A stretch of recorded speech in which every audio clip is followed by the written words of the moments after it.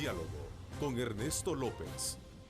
Bueno, gracias nuevamente por estar con nosotros en esta segunda parte del programa y tal como lo anunciamos, el propósito de tener, y quiero darle la más cordial bienvenida a la presidenta de la Comisión de Economía de la Asamblea Legislativa, a la diputada del Partido Arena, Margarita Escobar. Gracias por acompañarnos. Me Margarita. da un enorme gusto estar con usted, Ernesto, y también con su invitado esta mañana para compartir este importante tema en este importante set. Buenos días, amigos. Muchas gracias. Saludo a nuestro buen amigo Carlos Federico Paredes. Él es un economista y también director del Departamento de Exportaciones de Provesa. Gracias, Carlos Federico, por acompañarnos.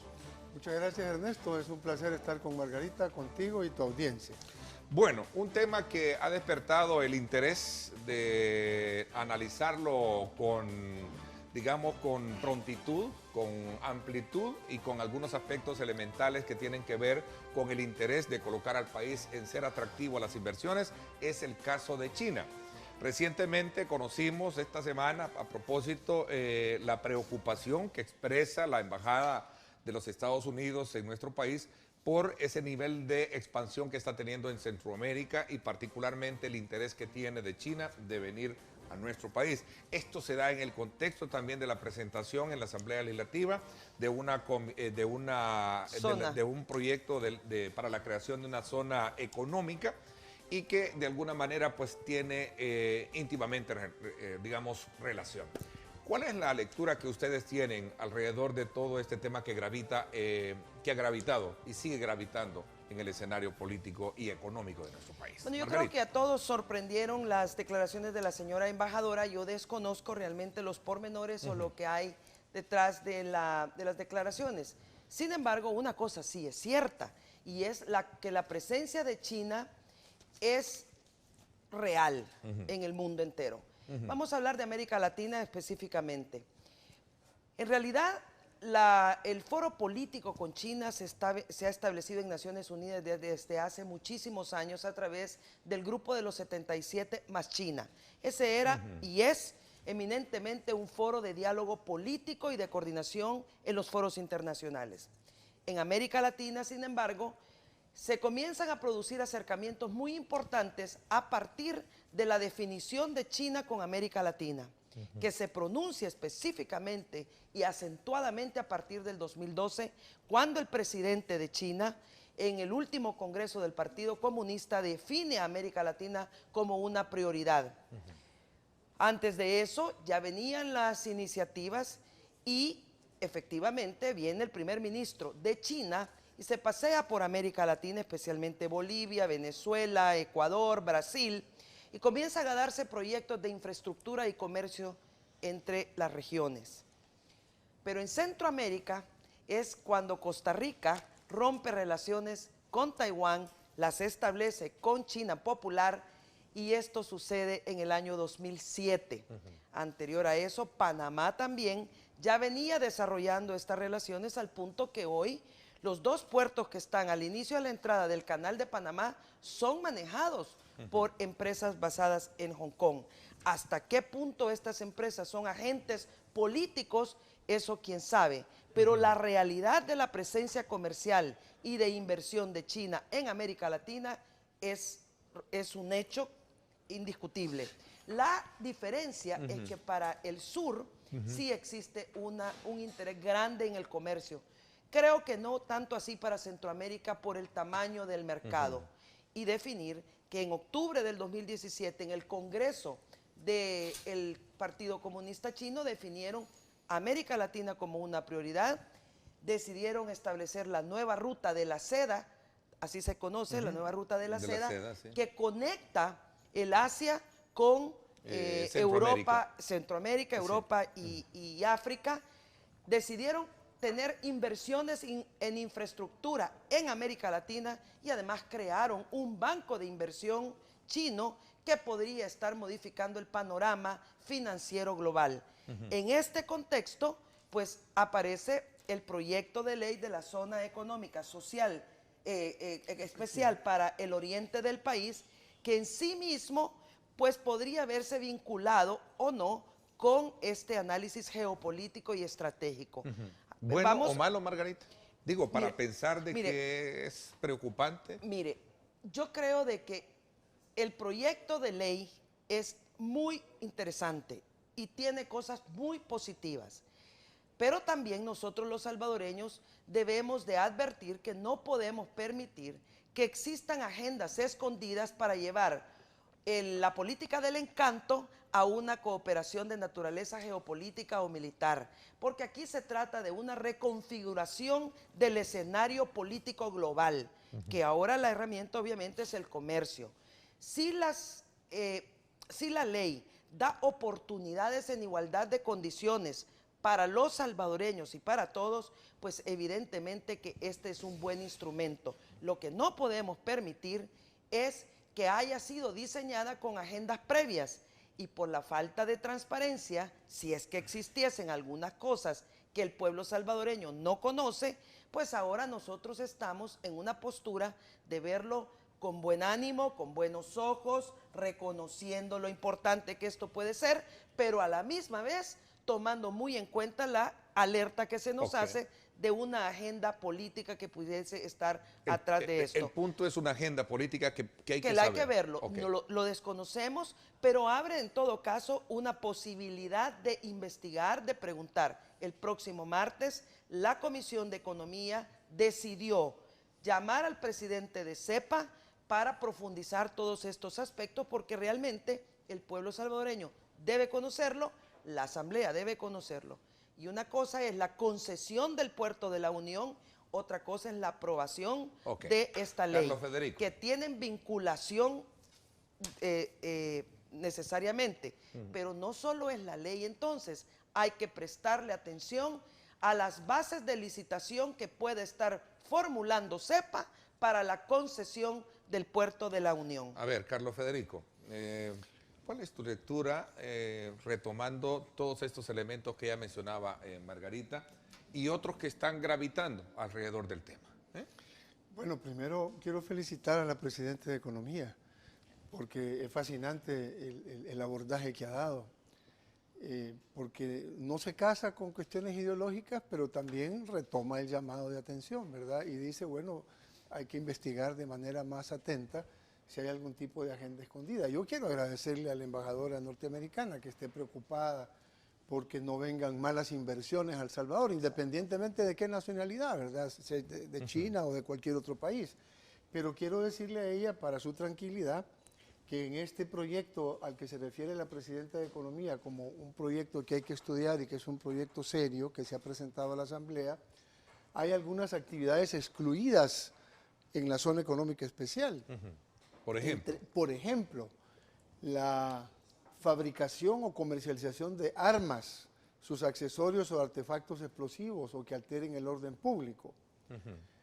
El tema concreto de sustancias que impliquen el manejo y proceso de elementos nucleares, radioactivos o contaminantes y otros similares. La comercialización de chatarra o desperdicios de acero, hierro y otros metales ferrosos y no ferrosos. Los productos minerales metálicos provenientes de la explotación del suelo o subsuelo salvadoreño. El procesamiento y manejo de explosivos y de flagrantes. En fin, hay una serie, la producción o almacenamiento de mercancías contaminantes o dañinas a la salud o al medio ambiente.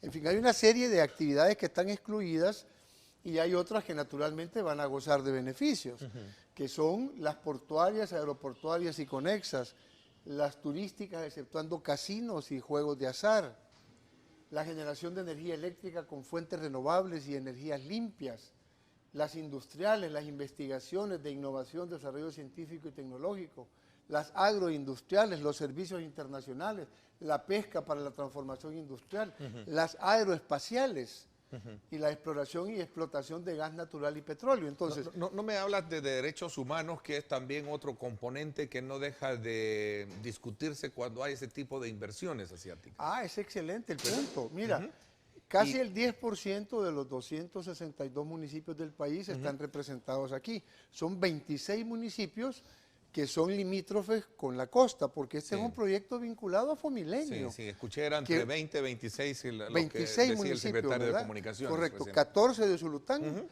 8 del departamento de San Miguel y 4 del departamento de La Unión. Esos 26 municipios están en una condición, el 30% de su población de extrema pobreza. Y con niveles de, digamos, de violencia muy fuerte que también quiere atacarse bajo ese Es lado, ¿no? correcto, Estoy y de acuerdo. fíjate que una de las condiciones que se le ponen a quien quiera ser operador o desarrollador es que tiene que invertir un porcentaje, ¿verdad?, de su patrimonio en una sola ocasión en los primeros 3 años para actividades sociales. Y esas tienen que ir vinculadas con las prioridades que los municipios donde se van a instalar. ¿Se necesita ¿verdad? o se requiere? Correcto. Entonces el tema social está inherente a esta propuesta también. ¿Qué postura le das a la inquietud de la posible agenda política escondida que hay detrás de todo esto? Recordemos que se está hablando de un país comunista, ¿no?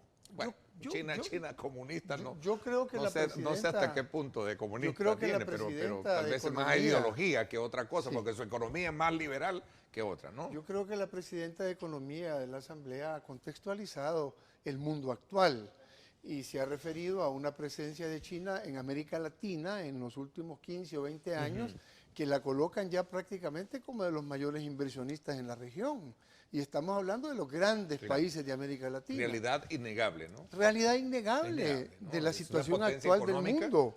Sí. Y además, un país que le está diciendo a la administración Trump, nosotros creemos en el comercio internacional, no estamos en favor del proteccionismo y esgrimen la bandera del libre comercio.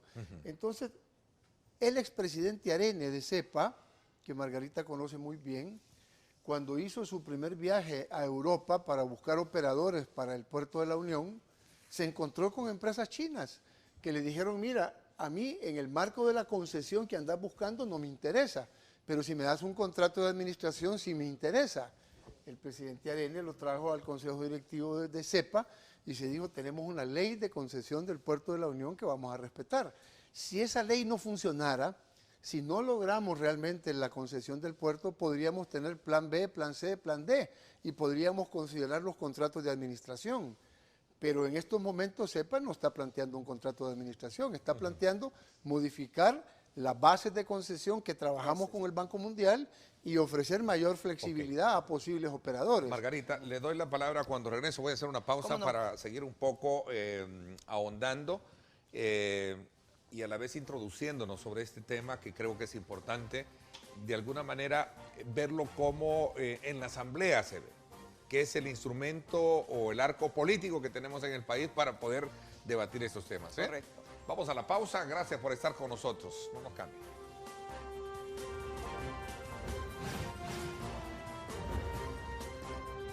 Diálogo con Ernesto López.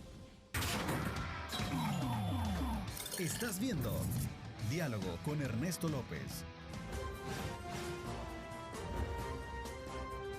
Diálogo con Ernesto López. Bueno, gracias nuevamente por estar con nosotros. Sí hay una confirmación de interés de varias empresas del mundo por desarrollar inversiones en el oriente del país y particularmente en cuanto al manejo del puerto de la Unión. Cabe destacar que en el país mucho se insiste en que se necesita inversión y empleo sin distinción de dónde venga. De alguna manera, la embajadora de los Estados Unidos, Jean Mace, reiteró que se debe de tener cuidado con las condiciones por dos aspectos. Uno, que tiene que ver con digamos, el interés político o la agenda política que puede haber de por medio frente a una propuesta de la presencia de inversiones del gobierno de China, del país de China, comunista en Centroamérica. Pero detrás de todo esto, ya entrando en el debate, Margarita, también está el tema de soberanía. Es como un proyecto en el que estamos hablando de facilitar, como bien lo han descrito ustedes, nuevas inversiones. ¿Estaríamos de alguna manera perdiendo soberanía o esto es parte del debate en el que se sitúa el tema? Mire, yo creo que una de las ventajas de El Salvador es que ya hay ejemplos de los cuales nosotros podemos aprender. Lo que pasó en Sri Lanka es un ejemplo que debemos estudiar para que aquí no suceda. Lo mismo lo que pasó en Honduras con la ley de una zona económica especial. De igual manera hay que analizar qué pasó con el Canal Seco, que ofrecieron una inversión multimillonaria también en Nicaragua. Mire, con el tema de soberanía hay que tener demasiado cuidado. Y es cierto, como dice el licenciado Paredes, la ley excluye todo lo que él ya dijo, especialmente el tema de armas. Pero el tema aquí es geopolítico, el tema aquí es estratégico, es el posicionamiento en el Golfo de Fonseca que une las tres costas riberas de Honduras, Nicaragua y El Salvador, y la cesión de ese puerto. Ahí es donde tenemos que poner mucha atención en los términos de las licitaciones que pueda preparar CEPA en la concesión del puerto. Y creo que nosotros, nadie estará dispuesto a darle una mirada de dar soberanía nacional a nadie, independientemente del origen de la inversión. Eso hay que dejarlo meridianamente claro. Lo segundo es que, así como es imposible analizar la incursión de China en América Latina sin poner a los Estados Unidos como un ente histórico de referencia y de predominio en la región, también sería incomprensible querer analizar la zona económica especial sin el tema del puerto de la Unión. Por tanto, aquí se unen las dos cosas, la ley y la concesión del puerto de la Unión. Hay que estar atentos entonces. Yo repito, no tengo la información atrás del telón o qué ha sucedido en los contactos con cualquier inversionista. Ahora nos concentramos en China. Todas estas cosas deberán venir a la luz, deberán darse a conocer al pueblo salvadoreño. Yo estoy segura que los colegas diputados también van a estar muy pendientes de preguntar. La presencia militar de este país en Centroamérica. Cabe resaltar que, como bien usted nos dio ese muy buen preámbulo de introducción al tema, el avance que ha tenido con Panamá es tan obvio con la administración de dos empresas de dos importantes puertos de entrada y creo de salida, tanto Atlántico y Pacífico, como también ya la primera conexión aérea con la autorización de un vuelo directo desde China hacia a Panamá. Correcto. Tenemos a la par el caso de Costa Rica, que también a raíz del rompimiento de sus relaciones con Taiwán, ¿verdad?, a quienes ellos siguen viendo siempre como una, digamos, como una colonia que pertenece a ellos, vea que eso es parte de otro tema, pero rompe relaciones, les construyen un estadio, lindo estadio deportivo. Una carretera. Les compran la deuda. Sí, les compran la deuda, les colocan un banco chino, creo que ahí está el banco chino. En fin, Honduras también va por ese ejercicio. Nicaragua no ha complementado su canal seco, que era el otro canal utilizando el Gran Lago de Managua. Es que tenemos que ver que los contactos iniciales de China con América Latina comenzaron con el soft power o el poder suave y la política del encanto. Pero de eso ha trascendido a una priorización en materia de política exterior que está delineado en el Congreso Comunista del octubre del 2017. Presencia militar a la que quería llegar, Margarita. Exactamente. Entonces, uno tiene que advertir que también hay una decisión geopolítica de China al querer incursionar en el mundo globalizado a través del comercio y las inversiones. América Latina tiene un serio déficit de inversiones en infraestructura y en energía. Revisemos las inversiones de China, revisemos el banco chino de inversiones, es en infraestructura. ¿Qué ha invertido en Brasil y en todos estos países de Sudamérica? En infraestructura, pero también ha aumentado el comercio. Centroamérica no tiene los volúmenes para que sea atractivo desde el punto de vista de intercambio comercial, pero sí lo tiene desde el punto de vista geográfico. Estamos en medio de dos grandes océanos, Pacífico y Atlántico, que representa la consolidación de rutas marítimas para el comercio mundial.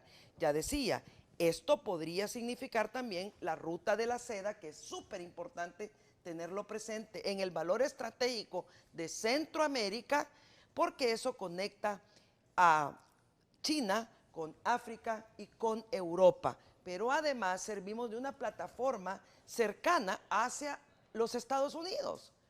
No se puede descartar. Entonces, sí es bien cierto lo que dice el licenciado Paredes de la exclusión del tipo de actividades para beneficiarse de la ley, también es cierto que el tema realmente no es exactamente eso. Bienvenido que esté.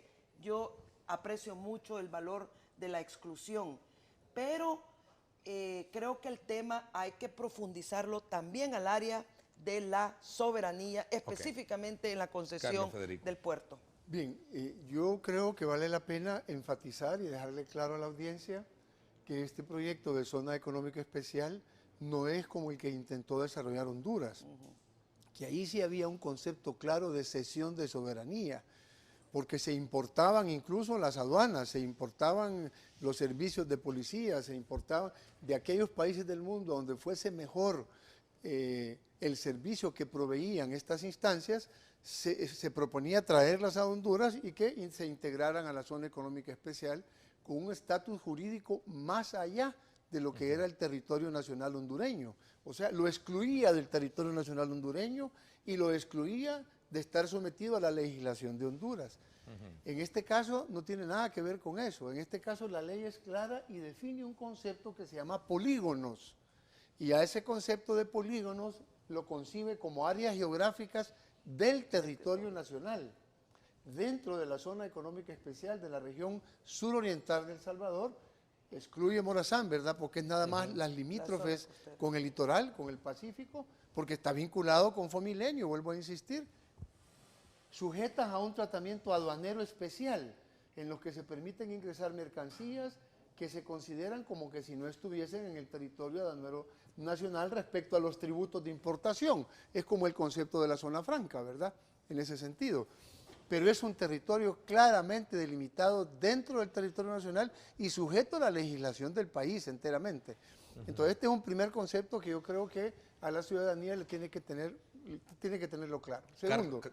Segundo, la zona oriental del país, las primeras reacciones que tiene a la propuesta son de alto grado de expectativa y satisfacción.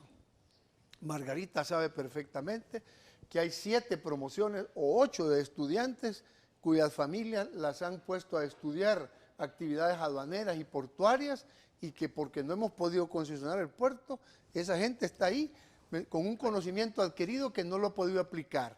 Por lo tanto, hay una expectativa muy grande en el oriente del país. Por otro lado, los japoneses nos dijeron, cuando entregaron la viabilidad económica para el puerto, que había una tarea que El Salvador tenía que cumplir, y era la reactivación de la zona oriental del país. O sea, para evitar que se canibalice a Cajutla con el puerto de la Unión, y que el puerto de la Unión le esté robando contenedores a Cajutla, Oriente tiene que crear su propia carga. Entonces, este es un sistema de incentivos para invitar a la empresa privada nacional y extranjera a que se ubique en la zona económica especial y desarrolle actividades productivas que le generen carga al puerto también. Ok, Carlos Federico y Margarita, ¿en qué se parece este proyecto con el que presentó años atrás el sector privado? Conversaba esta semana con el presidente de la ANEP y él me decía que hay una marcada diferencia y tiene que ver precisamente con el tema fiscal. No sé si ya ustedes lograron darle una mirada a ese tema y cuáles de alguna manera los componentes que se pueden armonizar. Y lo digo con el buen anhelo de ser un salvadoreño que también, igual que ustedes, igual que otros, estamos interesados en que el país tenga nuevas oportunidades para su desarrollo. Y sé que proyectos como estos, que sin tener ese as bajo la manga o esa carta escondida bajo la mesa, son bastante efectivos para abrir un camino de desarrollo en el país. Hablemos de esto cuando regresemos. Voy a la pausa. Gracias por estar con nosotros.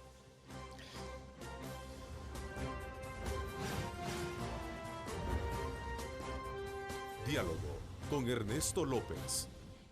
El futuro es imaginar, es pensar en grande. Prepárate hoy. Estudia en la UFG y amplía tus oportunidades. UFG, tecnología, innovación y calidad.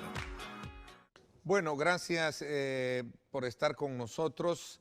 Recuerdo que el tema de ENADE 2014, que lleva a cabo el sector privado, la ANEP, año con año, en aquel entonces presentó o habló precisamente de un plan casi similar pero se le denominaba como ciudades charter, dentro de un concepto de zonas de desarrollo económica también.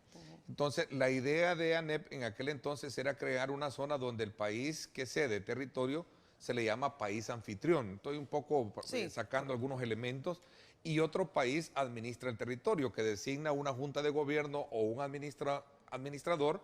En esa propuesta sí se entrega, decía en aquel entonces el debate, que estoy recordando mucho, que sí había entrega de soberanía. No sé acá cuál es ese componente que existe, pero ¿cuál es la diferencia entre ambos? Mire, la primera diferencia son los nombres. La segunda diferencia son los montos. En el proyecto que estamos analizando de la zona económica especial, se desarrollan dos figuras importantes, lo que es el desarrollador y lo que es el operador. El desarrollador es aquel que hace las calles, pone toda la infraestructura en los polígonos de inversión, etcétera, etcétera. Pero pone para calificar a estos beneficios un monto de $20 millones.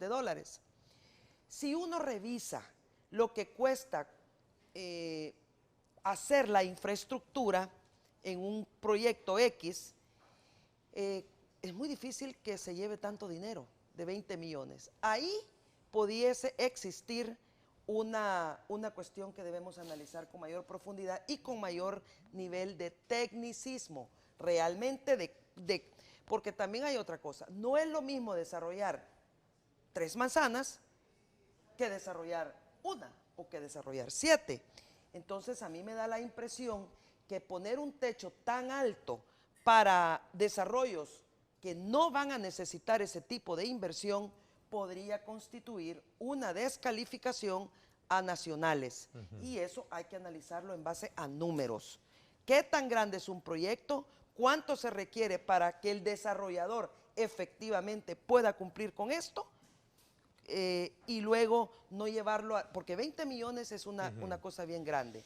Ahí tenemos un ejemplo de otros que podemos encontrar en la ley, pero repito, yo creo que nosotros debemos ver esto con buenos ojos. Empleo para los salvadoreños, desarrollo para el país, desarrollo de la zona marítima costera. El Salvador, su recurso que no ha explotado es el turismo y el mar. Esto, sinceramente, ofrece una plataforma para ponernos de acuerdo, que los debates o las discusiones que se tengan sean en legítimas preocupaciones para buscar la información que nos permita tomar decisiones técnicas. En Honduras creó un gran conflicto, de crear un Estado dentro de otro Estado. Porque había secesión, había otorgamiento de soberanía. Hay otro tema que me preocupa. La ley permite traer trabajadores de terceros países, pero eso, a mi juicio, es un conflicto. Si aquí El Salvador es el país más trabajador del mundo, ¿por qué vamos a traer trabajadores de otra parte? ¿Por qué vamos a dar un beneficio migratorio? Bueno, entonces, toda la sección de migración también tiene cosas que en la medida que tenemos que examinar. Corriendo en el tiempo, pero yo repito que sí, cómo no. Bueno, mira, insistirle a la población que no hay cesión de soberanía, ¿verdad? Segundo, hay un consejo conformado por la mayor parte de ministerios que forman parte del Ejecutivo, presididos por el Ministerio de Economía. El Ministerio de Economía nombra a una Secretaría Ejecutiva Económica, que es la que va a hacerse cargo de todo el proyecto y que va a administrar la ventanilla única para todos los trámites que tienen que realizarse dentro de la zona económica especial. Entonces, está concebido aquí un trámite rápido, ¿verdad? Una facilitación. Fíjate que quiero agregarle un elemento por cuestiones de tiempo. En aquel entonces de este debate que se generó, el presidente de la ANEP era Jorge Dabú. Sí. Y Jorge Dabú, en unas declaraciones que están plasmadas en varios medios, medios oficiales, medios conocidos, no cualquier medio. No fake news. Sí, no fake news, así, cabal. No, de hecho, lo destaca el diario digital de nuestro buen amigo Dalton, Contrapunto. Dice, por ejemplo, el presidente de la gremial, Jorge Dabú, en aquel entonces dio un adelanto respecto a la propuesta que se dará a conocer en el ENADE y que contará con el presidente Salvador Sánchez Serén. Ahí Dabú justificó la medida en el sentido que actualmente China continental implementa 100 de estas zonas y son de buena medida, razón para su fuerte crecimiento económico. Las zonas o regiones especiales más conectadas de China son Hong Kong y Macao. Y habla precisamente sobre el tema de la experiencia de Honduras, aplicarla acá. Qué bueno, mira, qué bueno, porque la lección que esas palabras de Jorge nos da y el enfoque que la Presidenta de Economía nos ha ofrecido al inicio, nos permite pensar que vamos a, de alguna manera, aislar los elementos de la geopolítica, ¿sí?, que son importantes de considerar, pero que no deben de descalificar una oportunidad de desarrollo para el país y que la zona oriental la está buscando desde hace cuántos años. La tarea pendiente de los gobiernos, independiente de Arena, el FMLN con la zona oriental, es que plan de reactivación de la zona oriental para que la zona oriental genere la carga para el puerto, no lo hemos hecho. Aquí hay una propuesta. Entonces miremoslo con esos ojos.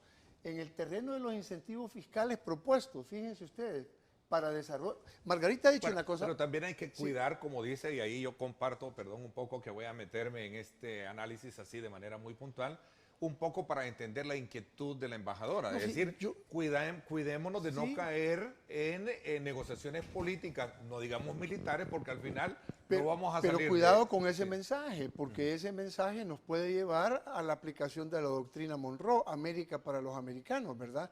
Y Estados Unidos, por el otro lado, no está presentando interés en el desarrollo ni del puerto de la Unión, ni de la reactivación de la zona oriental. Como este proyecto, no, pero sí Estados Unidos ha sido un gran aliado. Claro que sí, y por supuesto, a mí no me cabe la menor duda que ante una propuesta en una concesión de un operador norteamericano frente a un operador chino, yo estoy seguro que en condiciones de igualdad de condiciones en la propuesta, vamos a preferir lo que no es más afín cultural, políticamente, proximidad geográfica, y que sea más 3 millones de salvadoreños en los Estados Unidos. Estoy de acuerdo. Pero si Estados Unidos no nos ofrece esas opciones, no podemos cerrarnos. Margarita. Mire, yo estoy de acuerdo con Carlos Federico en el sentido que debemos ver esta propuesta con ojos técnicos, con ojos de país, con ojos de esperanza, con ojos de futuro y con una visión de nación. De nación. El oriente del país no puede seguir esperando su desarrollo cuando tiene tanta riqueza establecida. Muy bien, habiendo dicho eso, y que concuerdo plenamente, no creo que esto sería volver a la doctrina Monroe. Para comenzar, que el Tratado Interamericano de Asistencia Recíproca ya ni existe, que es el fundamento de la doctrina Monroe, ¿verdad? Entonces yo creo que eso hay que dejarlo también de lado. Ahora bien, la estructura de incentivos que se da en esta zona sí es atractiva para cualquier inversionista, nacional o extranjero. Lo que tenemos, creo yo, que revisar son los rangos de los montos iniciales para calificar. Y tal vez deberíamos de analizar la posibilidad de rangos, no de techos. ¿Por qué?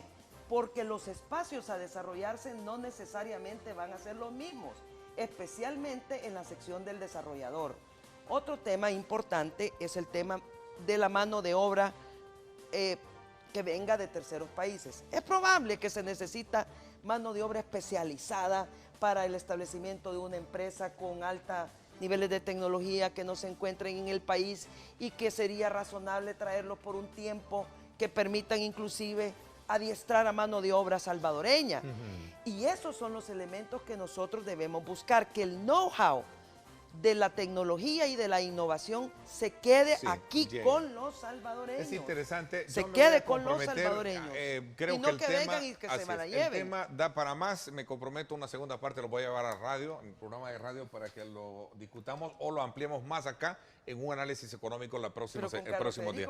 Con Carlos Federico. Vamos a tener esos elementos. Gracias, el tiempo se me fue. Carlos Federico, gracias por estar atentos siempre a nuestras invitaciones. También, Margarita, gracias por habernos acompañado esta mañana. Gracias a ustedes. Ha sido un verdadero gusto, Carlos Federico, conversar esta mañana y buenos días a todos y al oriente del país que está pendiente de esto también. Así es. La presidenta de la Comisión de Economía con nosotros y el director de exportaciones de Proesa en un tema muy crucial cuando se trata de hablar de nuevas oportunidades y desarrollo para el país. Vamos a la pausa, vámonos ya despidiéndonos porque ya viene la telerevista y por supuesto, arriba mi gente. Gracias, pásenla bien y como siempre recuerden lo más importante, amar a Dios sobre todas las cosas. Lideramos el camino de la opinión pública y buscamos que la cultura del debate alcance consensos y soluciones a los problemas de nuestro país.